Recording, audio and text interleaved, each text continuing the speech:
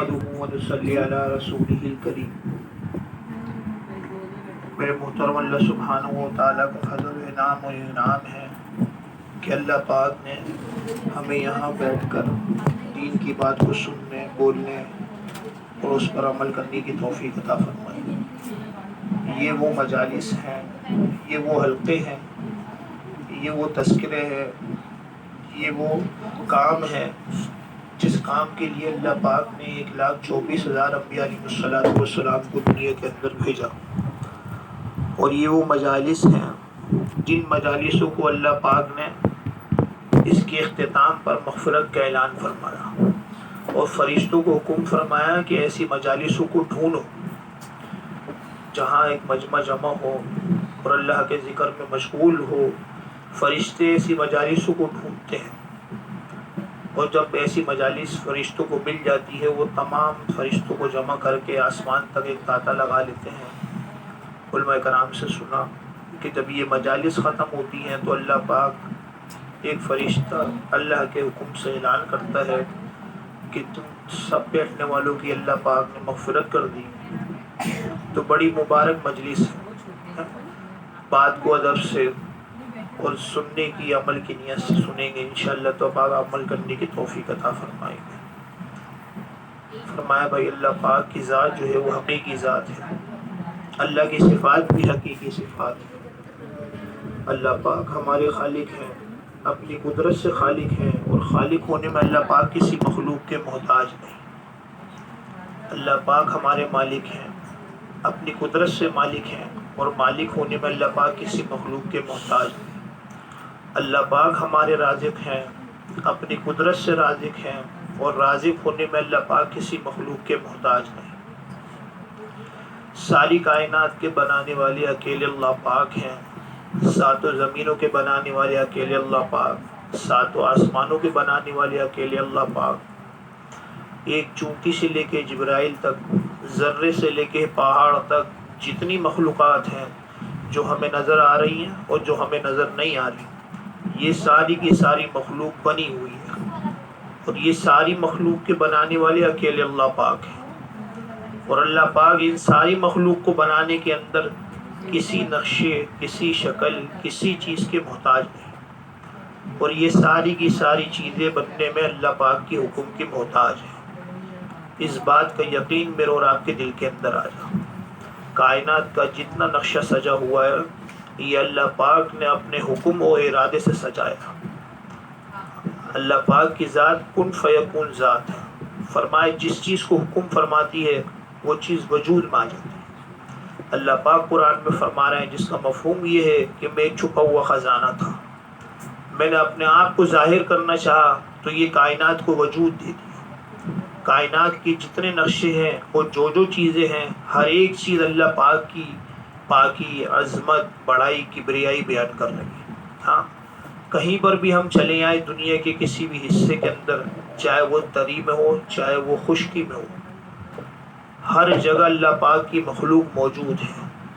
اور ہم بہت ساری جگہ جاتے ہیں اور دیکھتے ہیں کہ ایسے ایسے پرند اور چرند اور ایسے ایسے موذی جانور جو ہم نے کبھی پہلے دیکھے ہی نہیں، ہمیں دیکھنے کو ملتے ہیں۔ فرمایا اللہ پاک نے کم و بیش 18,000 مخلوقات پیدا فرمائی۔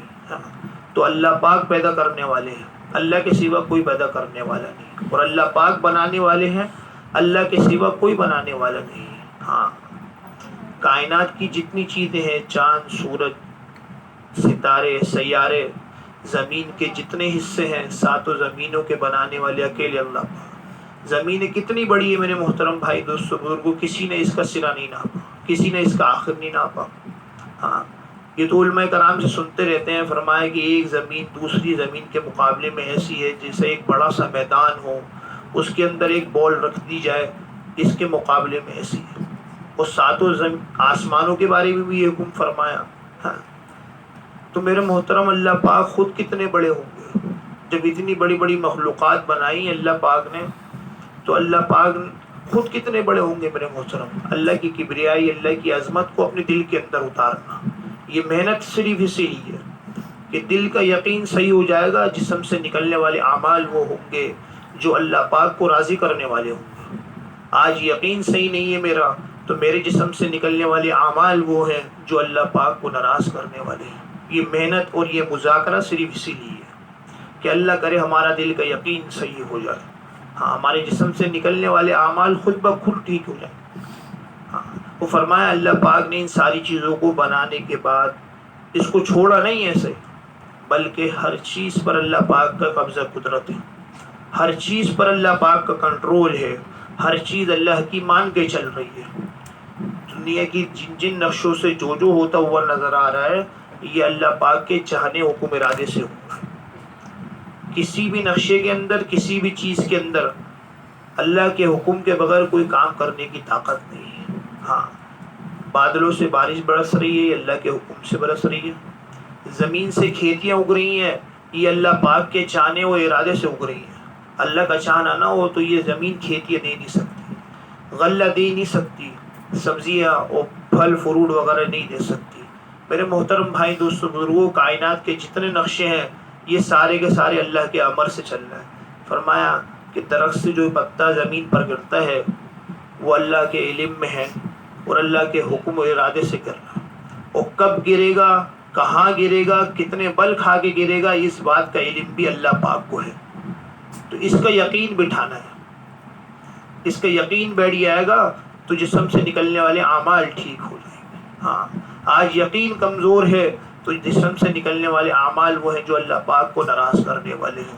ہاں اور فرمایا رازق بھی اللہ کی ذات ہے، کائنات کی جتنی مخلوقات ہیں سب کو رزق اللہ پاک پہنچا رہے ہیں۔ علماء کرام سے سنا کہ ایسی ایسی مخلوق اللہ پاک نے بنائی کہ جن کی ایک وقت کی غذا ٹنوں کے حساب سے ہے، تو اللہ ان کو بھی کھلا رہا ہے۔ میرے محترم آج میں نے اور آپ نے یہ سمجھ لیا کہ میں کاروبار پہ جاؤں گا، ملازمت پہ جاؤں گا، عہدے ڈگریوں پر جاؤں گا تو پالوں گا، نہیں میرے محترم بھائی دوستو بزرگوں، پالنے والی ذات اکیلے اللہ کی ذات ہے۔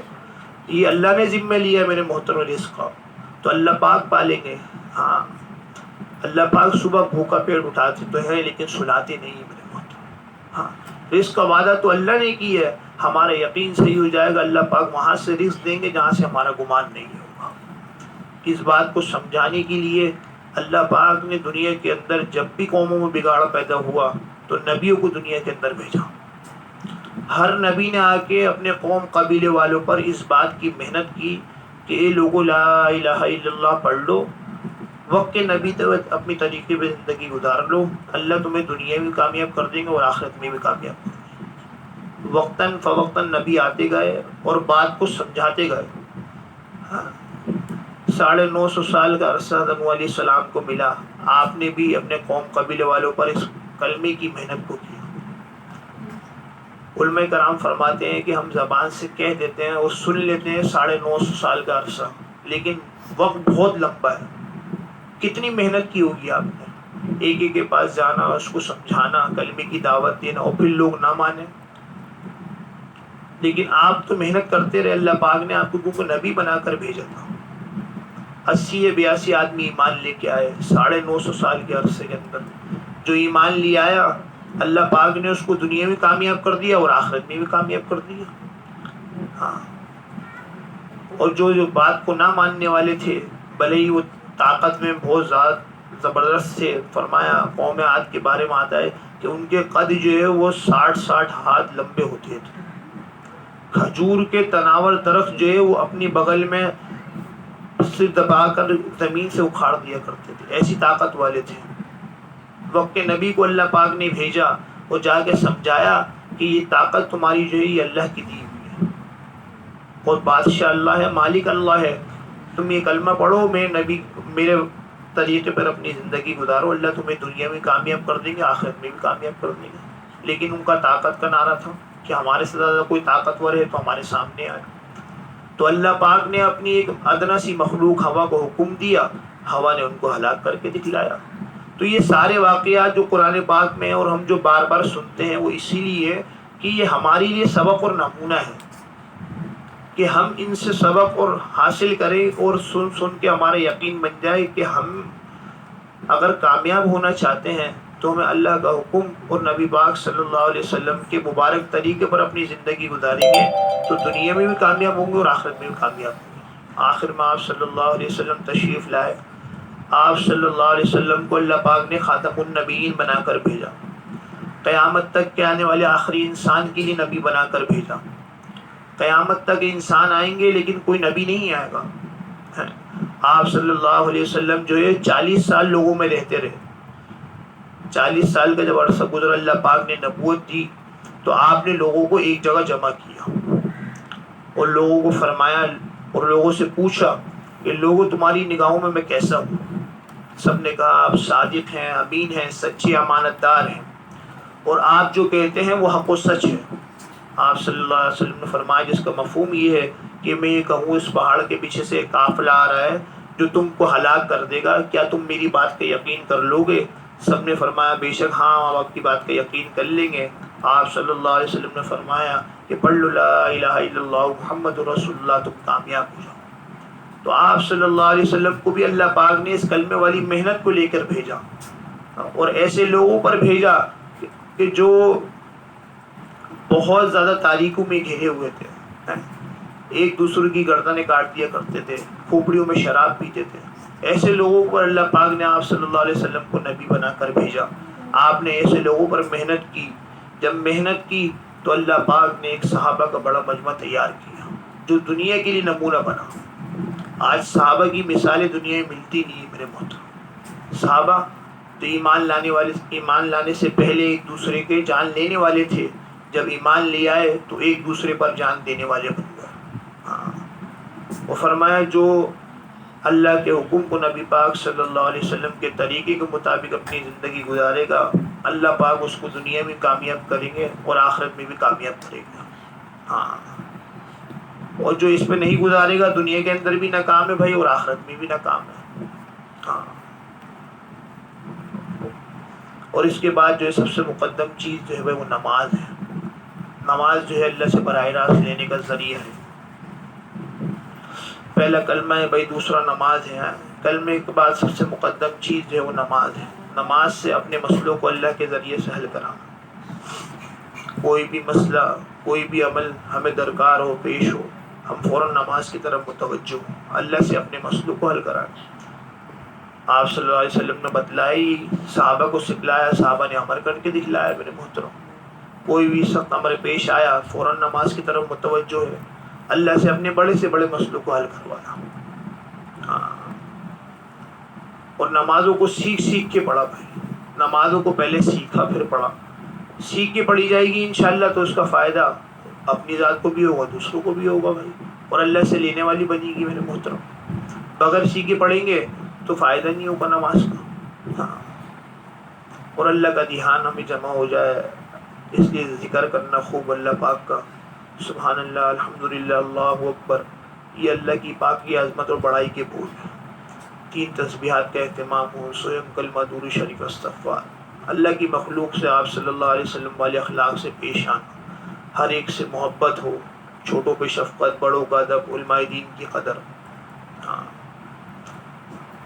اور ہر کام کرنا ہے اللہ کی رضا کے لیے کرنا ہے, کسی کو دکھلاوا مقصود نہیں ہے. ہاں, عمل چھوٹا ہو یا بڑا ہو, اللہ کی رضا شامل ہوگی, اللہ پاک اس کو بڑا چلا کر جو ثواب عطا فرمائیں گے.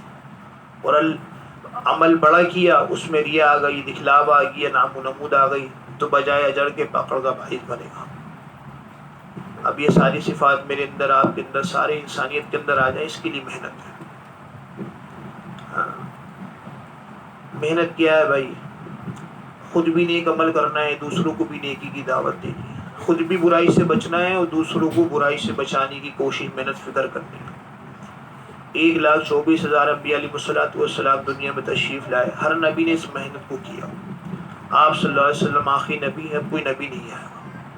آپ صلی اللہ علیہ وسلم کے بعد جو ہے صحابہ نے بھی اس محنت کو کیا, اور اس کلمے کو لے کے ساری دنیا کے اندر پھیلا ہے, اور اس کلمے کو ہم تک پہنچا دیا. صحابہ نے تو اپنا حق ادا کر دیا بھائی, اور سب کچھ لگایا دین کے خاطر, قربانی دی صحابہ نے, اور اس کلمے کو ہم تک پہنچا دیا. یہ کلمہ جو ہم تک پہنچا میرے محترم, بڑی قربانیوں سے پہنچا. آج ہمارا اس پہ کچھ لگا نہیں, کچھ خرچ نہیں ہوا, تو اس کلمے کی اس لیے ہماری دل کے اندر قدر و قیمت نہیں ہے. صحابہ کا سب کچھ لگا تھا، جان بھی لگا، مال بھی لگا، وقت بھی لگا، تو اس لیے ان کے دل کے اندر اس کی قدر تھی، قیمت تھی، اور ہر صحابہ نے اس کے لیے قربانیاں دی، بڑی بڑی قربانیاں دی۔ ہاں، کیسے کیسے واقعات ہیں بھائی، کتابوں میں پڑھتے رہتے ہیں۔ ہر صحابی نے قربانیاں دی اس دین کے خاطر، اور سب کچھ لگا کے اس دین کو پوری دنیا کے اندر پھیلایا۔ غزوہ تبوک کے موقع پہ حضرت ابوبکر صدیق رضی اللہ تعالیٰ گھر کا سارا سامان لیا، فرمایا کیا چھوڑا ہے؟ کہا اللہ اور اس کے رسول کا نام کو چھوڑا۔ تو صحابہ نے تو میرے محترم سب کچھ لگا دیے اپنے اس دین کی خاطر۔ آج جو ہم سے تقاضا کیا جا رہا ہے کہ نکلو اللہ کے راستے میں اپنے جان مال وقت کو لے کے، چاہے عورت ہو چاہے مرد ہو، یہ ہمارا کام ہے۔ اللہ پاک نے ہماری ذمہ داری لگائی ہے۔ جس نے پڑھا کلمہ لا الہ الا اللہ محمد رسول اللہ، اس کے ذمے میں یہ کام ہے کہ اس کلمے کو اپنی زندگی میں لاتے ہوئے دوسروں تک پہنچانا۔ یہ اللہ پاک نے ہمارے ذمے میں کام لگایا، تو اس کو چاہے مرد ہو چاہے عورت ہو جو کرے گا، اللہ پاک اس کو جو ہے اس کے لیے انعامات کے وعدے کیے ہیں۔ فرمایا پہلے قدم پر اللہ سارے گناہوں کو معاف فرمائیں گے، ایک ایک قدم پر اللہ 7 سنے کی عطا فرمائیں گے، ایک ایک بول پر 1 سال کی نفلی عبادت کا ثواب عطا فرمائیں گے۔ تو اس کے لیے فرمایا بھائی ارادے کرنے اور تشکیل کی ترتیب بنانے۔ امیر صاحب کچھ بات کریں گے، بات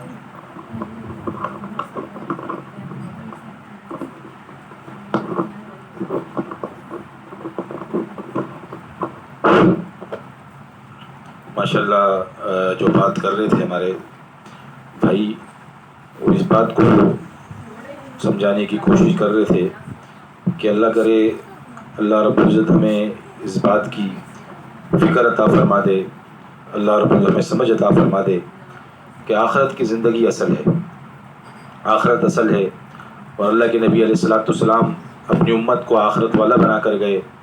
اللہ کے نبی علیہ السلام نے فرمایا کچھ لوگ دنیا کو دوست رکھتے ہیں اور کچھ لوگ آخرت کو دوست رکھتے ہیں، اور جو آخرت کو دوست رکھتے ہیں وہ اپنی دنیا کو نقصان پہنچاتے ہیں، اور جو لوگ دنیا کو دوست رکھتے ہیں وہ اپنی آخرت کو نقصان پہنچاتے ہیں۔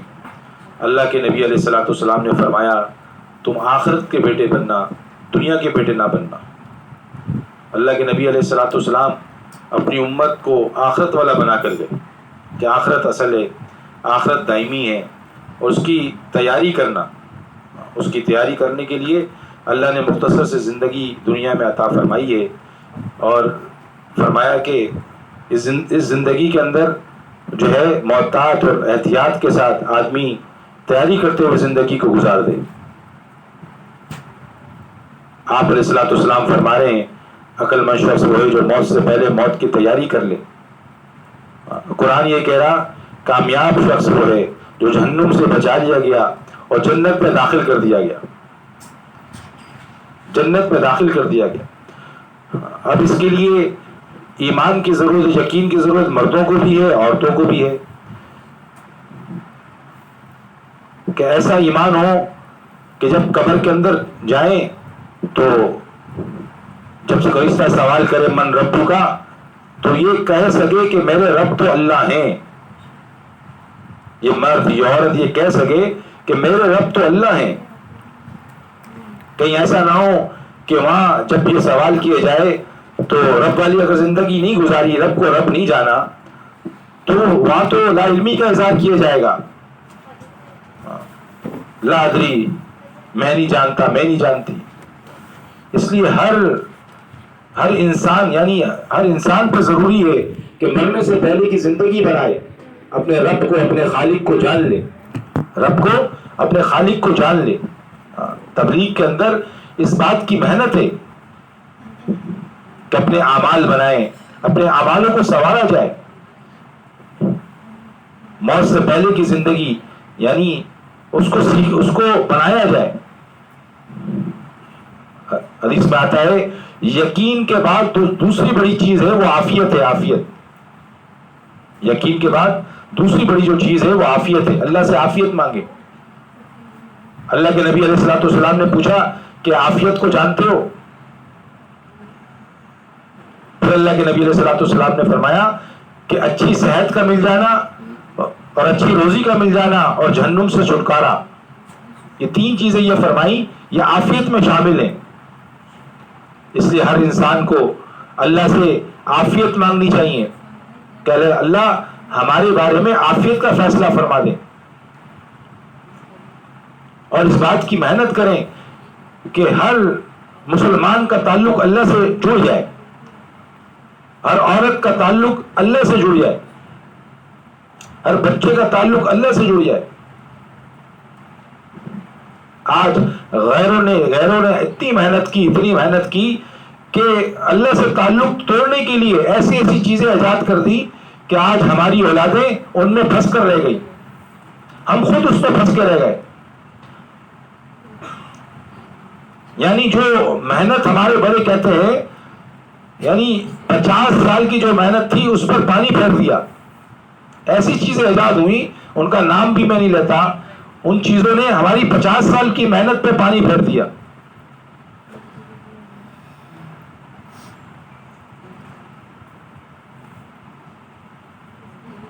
آپ صلی اللہ علیہ وسلم کی زندگی کو دیکھیں، صحابہ کی زندگی کو دیکھیں، کیسی اجتماعیت تھی۔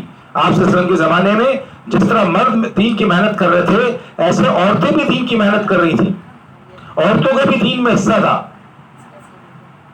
اللہ کے نبی علیہ الصلوۃ والسلام سے آ کر اجازت لیتی ہیں اللہ کے راستے میں جانے کے لیے، اللہ کے راستے میں جانے کے لیے۔ ایسی بھی مائیں تھیں جو اپنے بچوں کو پیش کرتی، شیرخوار بچوں کو، کہ یا رسول اللہ، آپ علیہ الصلوۃ والسلام فرما رہے اتنا چھوٹا بچہ، کہا یا رسول اللہ اگر جس کے پاس ڈال نہ ہو تو اس بچے کو آگے کر دیں۔ حضرت خدیجہ اپنے چاروں بچوں کو ترغیب دے رہی ہیں اللہ کے راستے میں شہید ہونے کے لیے۔ ام صفیہ رضی اللہ تعالی عنہ تنہا کافر کو مار رہی ہیں،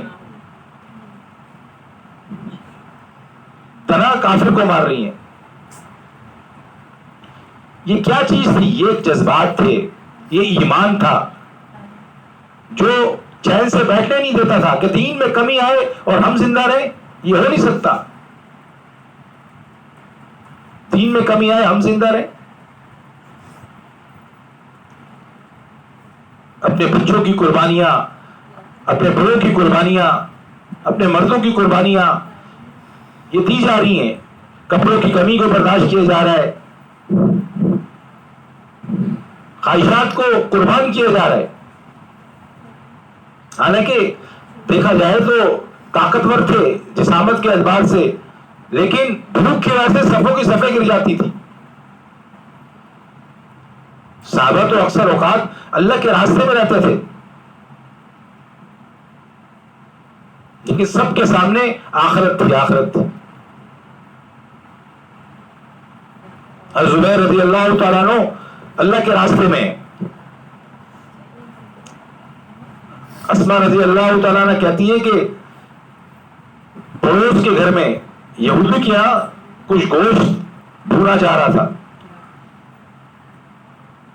اور میں نے کئی دن سے ایسی چیز کھائی نہیں تھی، تو میرا دل للچایا، اور بھوک بھی تھی، کھانے کی بھوک بھی تھی، تو میں پڑوسی کے یہاں آگ کے بہانے سے گئی کہ وہ مجھے کچھ آگ دے دیں اور کچھ کھانے کو بھی دے دیں۔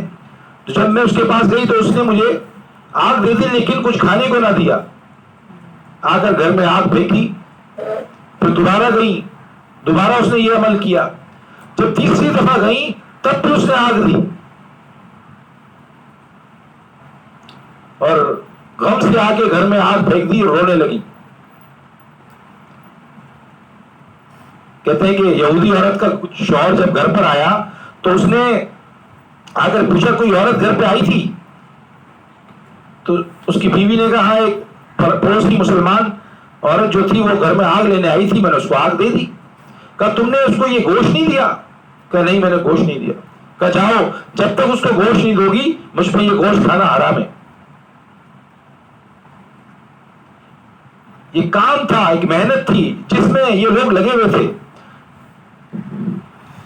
آج ہمیں بھی اللہ نے یہ کام عطا فرمایا، یہ محنت عطا فرمائی کہ ہم بھی اس میں اپنے جان کو لگائیں، اپنے مال کو لگائیں، اپنے وقت کو لگائیں، اپنے یقین کو سیکھیں، اپنے ایمان کو سیکھیں۔ مرنے سے پہلے مرنے کے بعد کی زندگی کو سیکھیں تاکہ ہم سب کا تعلق اللہ کی ذات سے جڑ جائے. ساری دنیا اللہ کو تو مانتی ہے لیکن اللہ کی مانتی نہیں ہے. اللہ کی مانتی نہیں ہے. کافر یہ کہہ رہے ہیں جب تمہارے مسجدوں کے اندر جتنے نمازی فجر کی نماز یعنی جمعے کی نماز میں ہوتے ہیں اتنے فجر کی نماز میں ہوں گے تو ہمارے زوال شروع ہو جائے گا, تمہاری ترقی شروع ہو جائے گی. کتنی محنت باقی ہے اس وقت, کتنی محنت باقی ہے.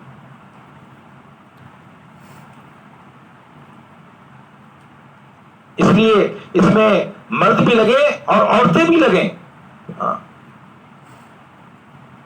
اپنے ایمان کو بنانے میں, اپنے یقین کو بنانے میں, تاکہ کل کو پوچھا جائے کہ میرے دین کے لیے کیا کیا تو کچھ کہہ تو سکے کہ اپنی استعداد کے مطابق ہم نے یہ کیا. اللہ جانتے ہیں کس میں کتنی استعداد ہے, کس میں کتنی استعداد ہے. جب دین کی محنت ہو رہی تھی تو غیر مسلم دین میں داخل ہو رہے تھے اور حتیٰ کہ مسلمان کی زندگی میں دین موجود تھا. جب دین کی محنت چھوٹی تو غیر مسلموں کا دین میں داخلہ بند ہوا, حتیٰ کہ مسلمان کی اپنی زندگی سے دین نکل گیا. وہ مسجد قرطبہ کی جامع مسجد 900 ستونیں والی مسجد جو آج عجائب خانہ بنائی ہوئی ہے, کہتے ہیں کہ اس کے محراب میں بخاری شریف کا درس ہوا کرتا تھا کسی وقت میں. آج جو ہے وہ اس کے جو میوزیم اس کو بنا کے جو ہے اس میں یہودی جو ہے سپاہی پہرا دے رہے ہیں. یہ مڈغاسکر جو تھا یہ کس وقت فرمایا مدینہ الاصغر تھا, چھوٹا مدینہ. 90% سے زیادہ اس ملک کے اندر مسلمان تھے. آج 9 سے 10% مسلمان ہیں اس ملک کے اندر. یہ موسیٰ یعنی مزمبک جو تھا یہ موسیٰ ابن بیگ اس کو کہتے تھے. کثرت سے مسلمان اس میں رہتے تھے. منیلا امان اللہ اس کا نام تھا. اور دین کی محنت نہ ہونے کی وجہ سے جو ہے مسلمانوں کی زندگی سے دین نکلتا چلا گیا. آج بھی اللہ کے فضل و کرم سے پہلے یہ کہتے تھے کہ کیوں آئے ہو, یعنی جماعتیں جب نکلتی تھی کہتے تھے کیوں آئے ہو, اب یہ کہتے ہیں کیوں نہیں آتے. اللہ نے ایک راستہ بتا دیا, ایک کام بتا دیا کہ انسانیت کا سمندر جہنم کی آگ سے بچ جائے. ایک جماعت چل رہی اللہ کے راستے میں تو 2 لڑکیاں آ کے رکی. انہوں نے بتایا کہ ہمارا نام فاطمہ ہے اور ہمارے بڑے کسی وقت مسلمان تھے.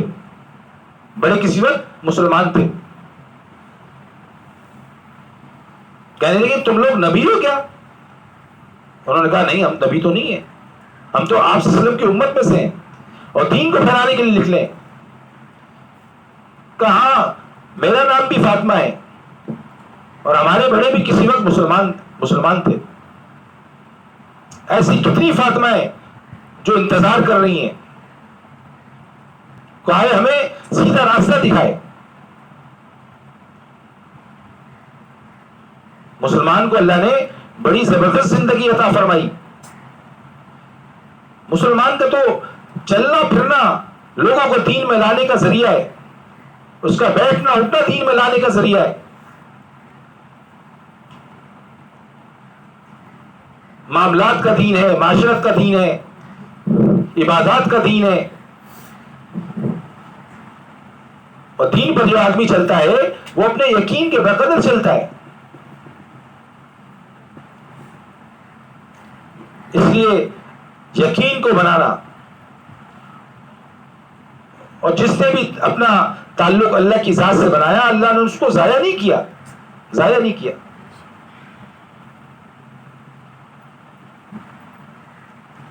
مرد تو مرد, عورتیں بھی اللہ کے راستے میں نکل کے شہید ہوئی. ام حرام اللہ کے راستے میں شہید ہوئی.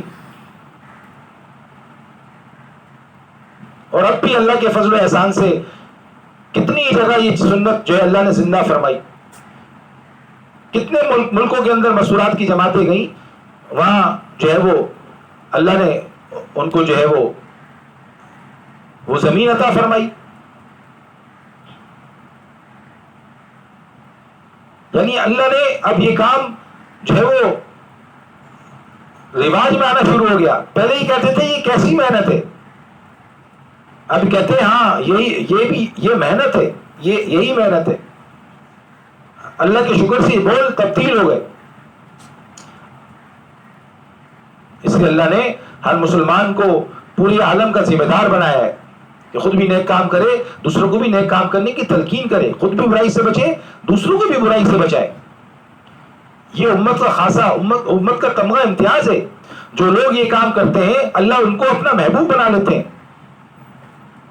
داؤد علیہ السلام اللہ سے کہہ رہے ہیں یا اللہ میں آپ کا محبوب کیسے بن جاؤں؟ اللہ فرما رہے اے داؤد میرے بچھڑے ہوئے بندوں کو مجھ سے ملا دو، تم میرے محبوب بندے بن جاؤ گے. ساری انسانیت کا تعلق اللہ کی ذات سے جڑ جائے، ہماری نگاہیں اللہ پر چلی جائے. ہمیں یہ محنت کرنی ہوگی، ہمیں یہ محنت کرنی ہوگی. اس لیے اپنی جان کو، اپنے مال کو، وقت کو لگانا اللہ کے دین کے لیے. مال لگے گا، جان لگے گی، وقت لگے گا، یا تو دنیا کے لیے لگے گا یا دین کے لیے لگے گا. دین کے لیے لگے گا اللہ اس کا انعام دیں گے. اللہ کے راستے میں نکل کے 1 روپیہ خرچ کرنے پر جو ہے 49 کروڑ روپے کا ثواب ملتا ہے. ایک عمل کو 700 گنا بڑھا دیا جاتا ہے. پھر فرمایا کہ ایک دنیا مافیا سے بہتر ہے. وہ لوگ برابر ہو نہیں سکتے جو اللہ کے راستے میں نکلے، جو گھر میں سو رہے ہیں. اللہ کے راستے میں نکلے ہوئے ان سے بڑھ جاتے ہیں. اللہ کے راستے کی مٹی، فرمایا کہ جہنم کی آگ تو کیا دھواں بھی حرام ہے. اللہ کے راستے کی مٹی مشک سے اس کو تعبیر کیا گیا.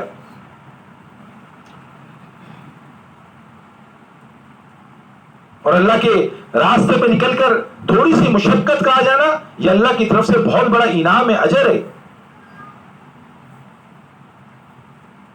اب ضرورت اس بات کی ہے کہ ایک مجموعہ ہو جو اس بات کی فکر کرنے والا ہو. 7 ارب انسان اور 2 ارب مسلمان، باقی سب غیر مسلم ہیں. قیامت تک کا زمانہ انسانیت سے تو بھرا ہوا ہے لیکن نبوت سے خالی ہے. نبی کوئی آئے گا نہیں. یہ نبی والی محنت ہر مسلمان کے ذمہ ہے کہ اپنے آپ کو اس کا ذمہ دار سمجھے.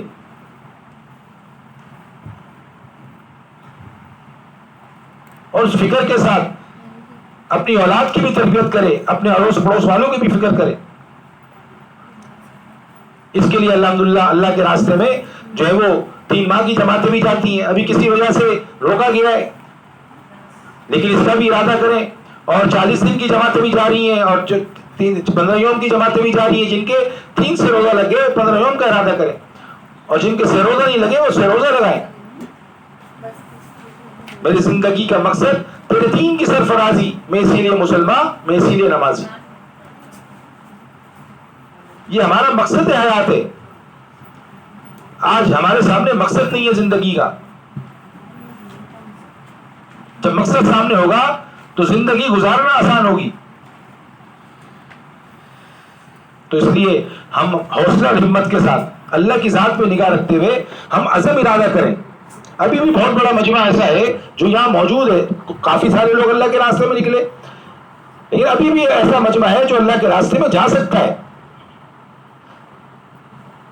تو اس لیے ہم اس کے لیے عزم کریں کہ ہم بھی جیسے یہ لوگ اللہ کے راستے میں نکل کر آئے، ہم بھی اللہ کے راستے میں نکلنے والے بنے. ان کے بھی بچے ہیں، ان کے بھی مشاغل ہیں، لیکن کوشش کی اللہ نے آسان کر دیا. ہم بھی کوشش کر کے ہم بھی اللہ کے راستے میں نکلے، اوروں کو بھی اللہ کے راستے میں نکالے. اس لیے ہم جو ہے جو اللہ پر جو عزم کرتا ہے اللہ اس کے عزم کو ضائع نہیں کرتے. جو اللہ سے اچھا گمان کرتا ہے اللہ اس کو ضائع نہیں کرتے. اس لیے ہم جو ہے عزم کریں اللہ کے راستے میں نکلنے کا. گھروں میں بھی تعلیم کا اہتمام ہو، اس سے زندگی بدلے گی انشاءاللہ. اس لیے ارادے کریں، جن کے 3 دن نہیں لگے وہ 3 دن کا ارادہ کریں. تشکیل فرما لیں، پھر جب تشکیل ہو جائے تو پرچہ ہمیں بھجوا دیں انشاءاللہ. انشاءاللہ ارادہ یہ ہے کہ صبح جمعے کی صبح سے انشاءاللہ نگر جماعت بنانے کی کوشش کر رہے ہیں. آپ لوگ بھی دعا کریں اور جو ہے اطلاعات کریں اور ارادہ کریں کہ اللہ کے راستے میں یہ جماعت نکل جائے. تشکیل فرما لیں, پھر پرچہ ہمیں بھجوا دیں انشاءاللہ.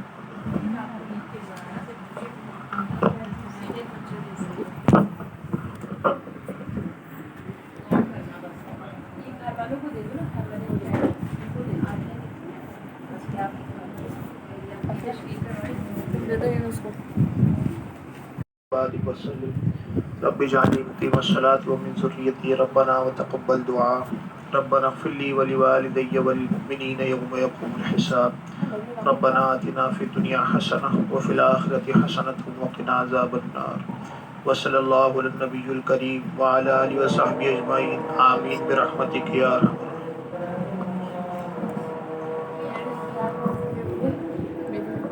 ایسے میں اگر گھر میں نہیں ہوں تو تعلیم نہیں کرو گے, اس کا مطلب میں مر جاؤں گی تو تعلیم نہیں کرو گے. یہ بات تو صحیح کرتے ہیں.